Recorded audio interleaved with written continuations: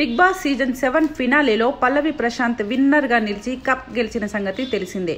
పల్లవి Prashanth winner గా నిలిచిన తర్వాత అన్నపూర్ణ స్టూడియోస్ బయట పెద్ద విధ్వంసమే జరిగింది.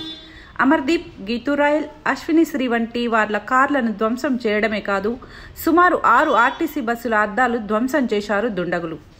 ఆ తర్వాత పల్లవి ప్రశాంత్ను హెచ్చరించినా వినకుండా ర్యాలీ చేశాడనే కారణంగా ఇప్పటికే ఆయనను, ఆయన సోదరుడిని పోలీసులు అరెస్టు చేశారు. ఇదే కేసులో పల్లవి ప్రశాంత్ ప్రయాణిస్తున్న కారును డ్రైవ్ చేసిన 2 డ్రైవర్లను కూడా అరెస్టు చేశారు. తాజాగా అందుతున్న సమాచారం మేరకు ఈ కేసులో ఇప్పటి వరకు 16 మందిని జూబ్లీహిల్స్ పోలీసులు అరెస్టు చేసినట్లు తెలుస్తోంది. ఈ 16 మందిలో 4 మైనర్లు ఉన్నారని చెబుతున్నారు.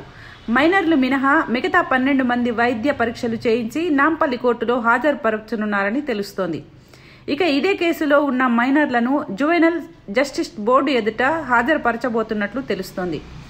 ఇక ఈ కేసులో తనకు బెయిల్ మంజూరు చేయాలని పల్లవి ప్రశాంత్ తరపున ఆయన న్యాయవాదులు నాంపల్లి కోర్టులో బెయిల్ పిటిషన్ దాఖలు చేశారు.